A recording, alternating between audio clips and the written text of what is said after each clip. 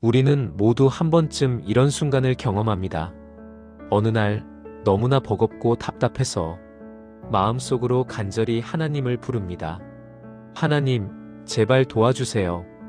눈물이 흐르고 가슴이 먹먹한 그 기도 속에 우리는 하나님이 응답하시길 기다립니다. 그런데 이상하게도 아무 일도 일어나지 않을 때가 있습니다. 기도를 해도 상황은 그대로이고 하늘은 너무나 조용합니다. 그럴 때 사람들은 속으로 말합니다. 하나님은 정말 내 기도를 듣고 계신 걸까? 내 목소리는 하늘에 닿지 않는 걸까? 그런데 성경은 분명하게 이야기합니다. 너희가 얻지 못함은 구하지 아니함이요 구하여도 받지 못함은 정욕으로 쓰려고 잘못 구함이니라. 야고보서 4장 2절에서 3절.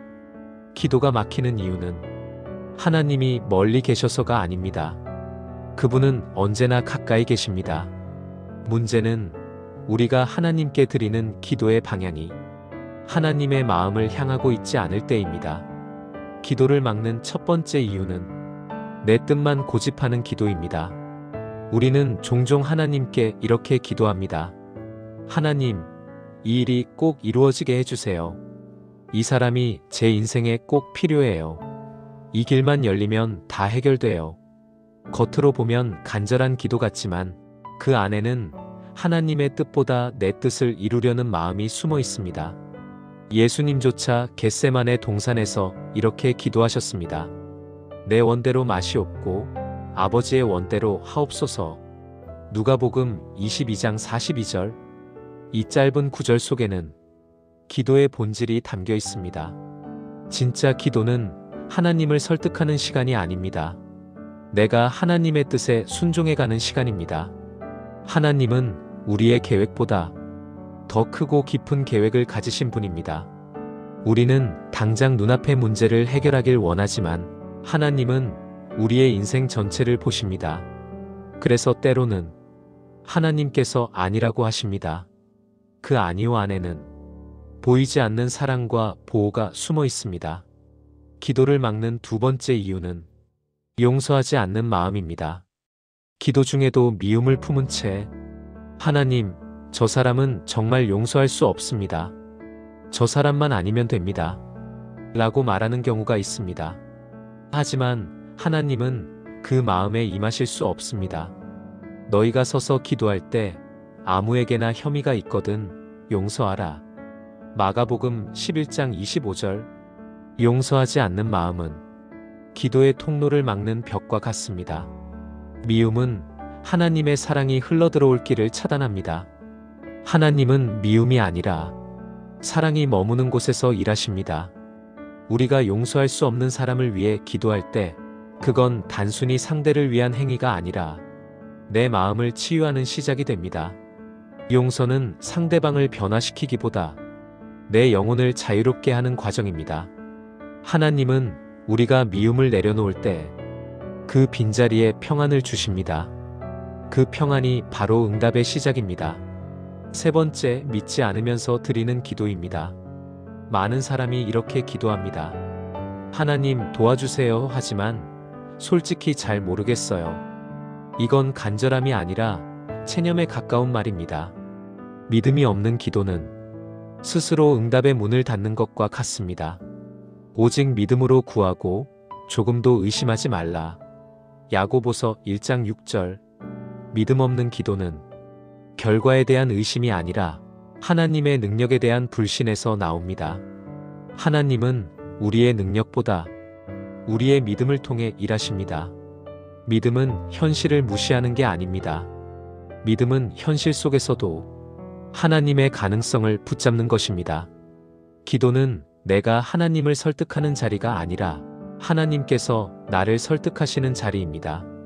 믿음이 생길 때 비로소 우리의 눈은 결과가 아닌 하나님의 손길을 보기 시작합니다. 네 번째, 회개 없는 기도입니다. 기도는 하나님께 나아가는 길입니다. 하지만 죄를 인정하지 않고 그냥 하나님, 제 문제만 해결해 주세요라고 말한다면 그건 대화가 아니라 요구일 뿐입니다. 주의 손이 짧아 구원하지 못하심도 아니요 귀가 둔하여 듣지 못하심도 아니라 오직 너희 죄악이 너희와 너희 하나님 사이를 내었고. 이사야 59장 1절에서 2절. 하나님은 거룩하신 분입니다. 회개 없는 기도는 그분의 거룩 앞에서 멈춥니다. 회개는 나를 낮추는 일이 아닙니다. 오히려 하나님 앞에서 다시 일어설 수 있는 기회입니다. 하나님은 우리가 잘못을 고백하는 그 순간 이미 용서와 회복의 길을 열어두셨습니다. 회개는 부끄러움의 행위가 아니라 하나님의 품으로 돌아가는 시작입니다. 마지막으로 기도가 막히는 가장 근본적인 이유. 하나님보다 나 자신을 더 믿는 마음입니다. 우리는 입으로는 하나님을 믿습니다 라고 말하지만 마음속 깊은 곳에서는 그래도 내가 해야지, 내가 계획해야지라고 생각합니다. 그건 신앙이 아니라 통제입니다. 하나님께 맡긴 듯 보이지만 사실은 결과를 내가 쥐고 있습니다. 하나님은 그 마음을 꿰뚫어 보십니다. 그래서 때로는 일부러 모든 것을 멈추게 하십니다. 너는 정말 나를 신뢰하느냐? 하나님은 우리에게 이렇게 물으십니다. 진짜 믿음은 결과를 바라보는 게 아니라 하나님 자신을 바라보는 것입니다. 하나님은 순종하는 사람에게 응답하십니다. 제가 하겠습니다. 가 아니라 하나님 당신의 뜻이라면 제가 따르겠습니다. 이 고백이 있는 곳에 하나님의 응답은 시작됩니다. 하나님은 결코 침묵하지 않으십니다. 우리가 듣지 못할 뿐 그분은 언제나 말씀하고 계십니다. 그분은 우리의 눈물이 닿는 곳마다 보이지 않게 일하고 계시며 기도가 막힌 것처럼 느껴지는 순간조차 당신의 믿음을 새롭게 빚고 계십니다. 기도의 응답은 시간의 문제가 아니라 하나님의 마음과 내 마음이 만나는 그 순간에 이루어집니다. 기도는 하늘을 움직이는 주문이 아니라 내 영혼이 다시 하나님께 향하도록 만드는 통로입니다. 하나님은 지금도 당신의 기도를 듣고 계십니다. 그분은 멀리 계신 분이 아니라 당신의 무릎과 눈물 곁에 계신 분입니다. 우리는 기도가 막히는 이유를 살펴봤습니다. 그런데 하나님은 언제나 듣고 계십니다. 단지 그분의 응답은 우리가 원하는 방식이 아니라 필요한 방식으로 오기 때문에 우리는 그것을 종종 침묵이라 착각합니다. 하나님의 응답은 느려 보이지만 그분의 시간은 결코 늦지 않습니다. 우리가 조급해할수록 하나님은 더 정교하게 일하십니다. 그분은 결과보다 우리의 내면이 준비되길 기다리십니다. 범사에 기한이 있고 천하만사가 다 때가 있나니. 전도서 3장 1절.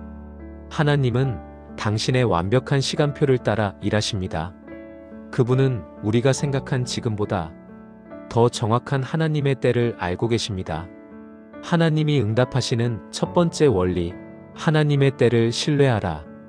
우리는 상황이 빨리 바뀌길 원합니다. 기도 후 하루, 일주일, 한 달이 지나도 아무 변화가 없으면 하나님, 왜 아무 일도 안 하세요? 하고 불안해합니다. 하지만 하나님은 항상 조용히, 그러나 분명히 일하고 계십니다.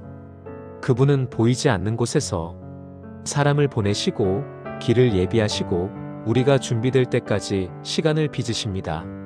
닫힌 문은 거절이 아닙니다. 하나님은 문을 닫으심으로 우리를 더 나은 길로 이끌고 계십니다. 기다림은 침묵이 아니라 하나님의 완성 과정입니다. 하나님은 절대 늦지 않으십니다. 그분의 타이밍은 단 한 번도 틀린 적이 없습니다. 두 번째 원리, 응답은 말씀 속에서 온다. 하나님은 기도 중에도 기도 이후에도 그분의 말씀을 통해 우리에게 대답하십니다. 주의 말씀은 내 발의 등이요 내 길의 빛이니이다. 시편 119편 105절. 때로는 우리가 원했던 응답이 사람의 말이 아니라 말씀 속에서 주어집니다. 기도 후 마음이 흔들릴 때 성경을 펼쳤는데 한 구절이 눈에 들어온다면 그건 단순한 우연이 아닙니다. 하나님은 여전히 말씀으로 대화하십니다. 그분의 음성은 지금도 말씀 속에 살아있습니다. 기도의 응답은 감정이 아니라 말씀의 깨달음으로 오는 경우가 많습니다. 그 말씀을 붙잡을 때 하나님은 약속을 현실로 옮기십니다. 기도는 하나님께 말하는 시간이고, 말씀은 하나님이 우리에게 응답하시는 시간입니다. 이 둘이 만날 때 삶은 방향을 잃지 않습니다. 세 번째 원리, 응답은 순종 위에서 이루어진다. 하나님은 우리의 간절함보다 순종의 자세를 보십니다. 사람이 내 말을 듣고 행하지 아니하면 그는 집을 모래 위에 지은 어리석은 사람과 같으리니. 마태복음 7장 26절. 기도하면서도 하나님의 말씀에 순종하지 않는다면 그건 응답을 막는 벽을 세우는 일입니다. 하나님은 순종하는 사람을 통해 일하십니다. 작은 순종이 큰 기적을 부릅니다. 순종은 감정이 아니라 결단입니다. 이해되지 않아도 하나님, 제가 따르겠습니다. 라고 고백하는 순간 하나님의 응답은 이미 시작됩니다. 하나님은 순종을 기다리십니다. 그 순종이 쌓일 때 하나님은 놀라운 결과로 우리를 세우십니다. 네 번째 원리, 응답은 감사에서 자란다. 감사는 응답의 문을 여는 열쇠입니다. 아무것도 염려하지 말고 다만 모든 일에 기도와 간구로 너희 구할 것을 감사함으로 하나님께 아뢰라. 빌립보서 4장 6절. 감사는 응답의 결과가 아니라 응답을 불러오는 믿음의 태도입니다. 아직 아무 일도 일어나지 않았을 때 감사합니다라고 말하는 것, 그것이 믿음입니다. 감사는 불평을 이기는 신앙의 힘입니다. 하나님은 불평 속에서는 일하지 않으십니다. 감사하는 자의 마음 위에서 그분의 기적은 피어납니다. 감사는 하나님이 여전히 나와 함께 계심을 인정하는 고백입니다. 하나님, 아직 이루어지지 않았지만 이미 감사드립니다. 그 고백이 응답을 끌어옵니다. 다섯 번째 원리, 응답은 함께 기도할 때 더 분명해진다. 두세 사람이 내 이름으로 모인 곳에는 나도 그들 중에 있느니라. 마태복음 18장 20절. 하나님은 혼자가 아닌 공동체 속에서 일하십니다. 우리는 흔히 내 문제는 내가 해결해야지라고 생각하지만 하나님은 함께 기도하는 자리에서 그분의 임재를 더 강하게 드러내십니다. 혼자 기도할 때는 흔들리던 마음이 누군가와 함께 기도할 때 견고해지는 이유가 여기에 있습니다. 하나님은 우리의 고립된 기도보다 연합된 기도를 더 크게 들으십니다. 서로의 믿음이 엮일 때 그 기도는 더 강력한 힘을 가집니다. 그리고 마지막, 여섯 번째 원리. 응답은 변화 속에서 온다. 우리는 늘 상황이 바뀌길 바라지만 하나님은 먼저 우리의 마음이 변하길 원하십니다. 기도는 하나님을 움직이는 행위가 아닙니다. 기도는 내가 하나님께 맞춰지는 과정입니다. 하나님은 우리의 삶의 문제보다 우리의 영혼의 상태를 먼저 다루십니다. 그래서 때로는 상황이 바뀌지 않아도 내 마음이 바뀌면 응답은 이미 시작된 것입니다. 기도의 목적은 결과가 아니라 하나님과의 관계 회복입니다. 그 관계가 바로 설 때 응답은 자연스럽게 따라옵니다. 하나님은 지금도 응답하십니다.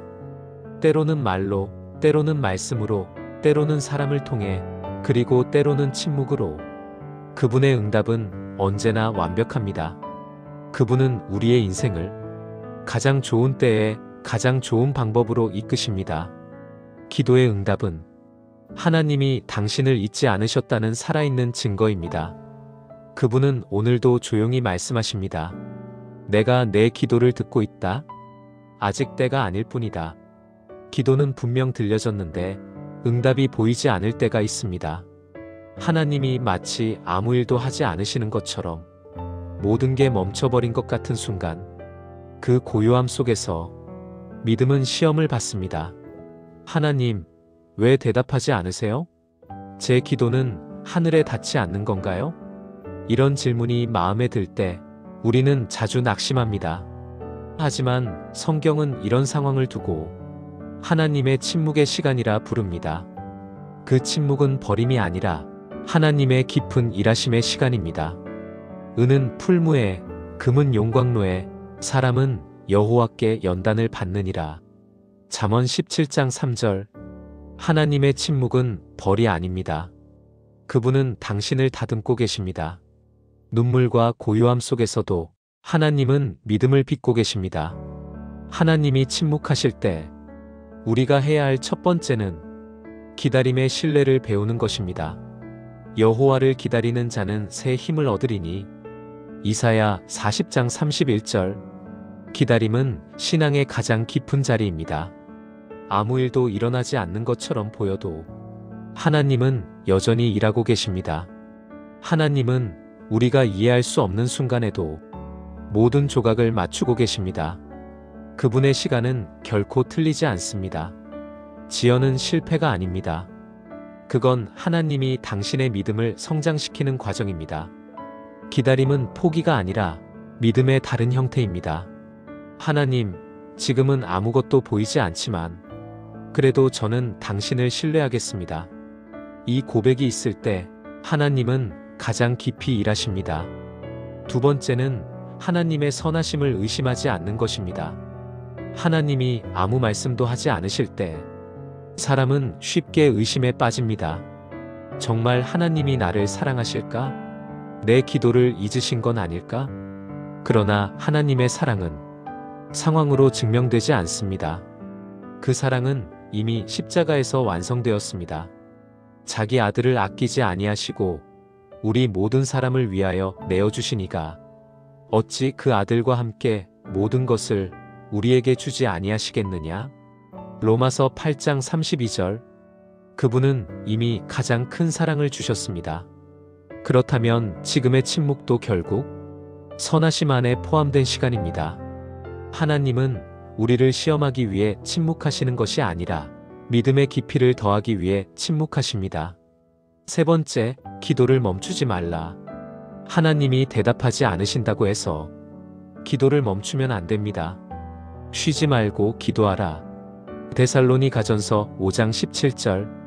기도는 하나님께 응답을 얻는 과정이 아니라 하나님과 끊임없이 연결되는 관계의 순결입니다. 기도를 멈추면 하나님과의 관계가 약해집니다. 하지만 계속 기도하면 그분의 침묵 속에서도 당신의 영혼은 살아 있습니다. 기도는 하나님을 설득하는 행위가 아닙니다. 그분과 함께 머무는 행위입니다. 기도는 우리가 하늘을 찾는 행위가 아니라 하나님께서 우리 안에 거하시게 하는 통로입니다. 그래서 하나님이 아무 말씀도 하지 않으실 때 더 조용히, 더 진실하게 무릎을 꿇어야 합니다. 하나님은 침묵 속에서도 당신의 믿음을 보고 계십니다. 네 번째는 감사를 잃지 말라. 감사는 신앙의 마지막 남은 등불입니다. 모든 것이 어두워도 감사합니다라는 한마디는 영혼의 불씨를 다시 밝힙니다. 범사에 감사하라. 이것이 그리스도 예수 안에서 너희를 향하신 하나님의 뜻이니라. 데살로니가전서 5장 18절. 감사는 상황이 좋아서 하는 게 아닙니다. 감사는 하나님이 여전히 선하시기 때문에 하는 것입니다. 눈에 보이는 게 없을 때 감사할 수 있는 믿음이야말로 가장 순수한 신앙의 증거입니다. 감사는 응답의 끝이 아니라 응답의 시작입니다. 하나님은 감사하는 마음 위에 새로운 길을 여십니다. 감사는 믿음의 행동이자 하나님께 드리는 가장 아름다운 예배입니다. 그리고 마지막 다섯 번째, 시선을 하나님께 고정하라. 내가 산을 향하여 눈을 들리라. 나의 도움이 어디서 올까? 나의 도움은 천지를 지으신 여호와에게서로다. 시편 121편 1절에서 2절. 우리가 사람을 보면 지치고 상황을 보면 낙심하지만 하나님을 보면 다시 숨이 쉬어집니다. 하나님이 침묵하시는 순간은 시선을 옮기라는 초대일 수 있습니다. 환경이 아니라 하나님을 바라볼 때 그 침묵은 두려움이 아니라 평안으로 바뀝니다. 하나님은 당신이 고개를 들 때 그 시선을 만나십니다. 하나님의 침묵은 끝이 아닙니다. 그건 당신을 더 깊은 믿음으로 이끄는 시작입니다. 당신이 여전히 기도할 때, 여전히 감사할 때, 여전히 하나님을 신뢰할 때 그분은 침묵을 응답으로 바꾸십니다. 보이지 않아도 하나님은 지금도 일하고 계십니다. 그분은 여전히 당신의 인생을 이끌고 계십니다. 이 영상이 감동되셨다면 댓글에 아멘으로 함께 고백해 주세요. 좋아요와 구독으로 하나님의 흔적을 함께 찾아가요.